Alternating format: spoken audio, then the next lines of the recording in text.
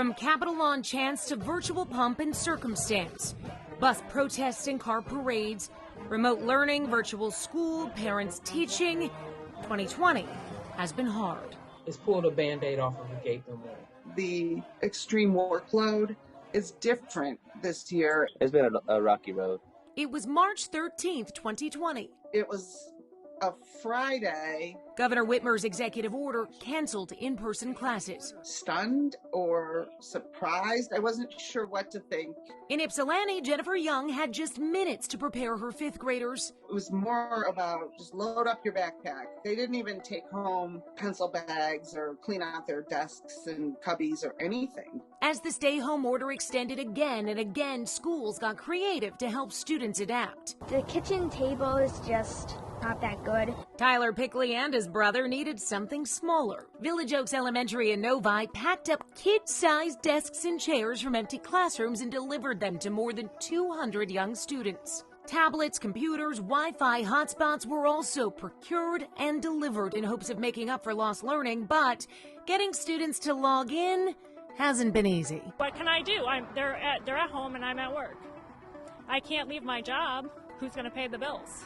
Academy of the Americas senior Dominic Gonzalez learned he's a lot more disciplined than he realized. We have my notes and notebooks for my schoolwork, and then at my computer where I do my essays. But some of his friends and their families have been dealing with COVID-related job loss and illness. I know a lot of people want to help their families, and they're at that age now where I can work, I want to provide. School turned out unmotivating. A lot of students just lost interest. The pandemic made existing education problems worse. I mean, reality is, even when school was in, we only had 16% of our kids reading on grade level. And so now parents are concerned that that gap has grown even more. That's why Bernita Bradley launched Engage Detroit. We have a lot of families who, just due to the pandemic, they decided to homeschool. Homeschooling, compared to virtual learning, allows for customization and gives the student control over their curriculum. It may be forensics this week. Next week, it may be phlebotomy. We practice kindness, Ooh. Novi Woods Elementary School Principal David Asher is one of many educators going above and beyond to connect to students. You can't do it. You got this. Try your best. Boys and girls, what voices do you think you should listen to?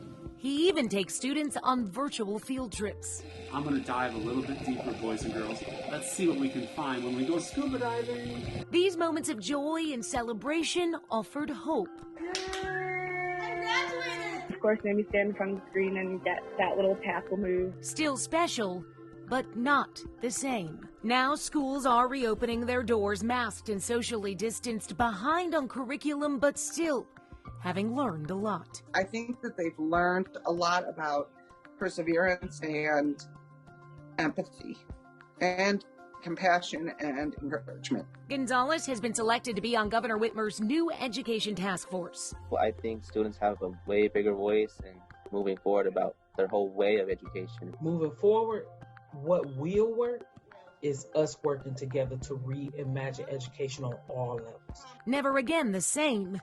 Hopefully, much, much better.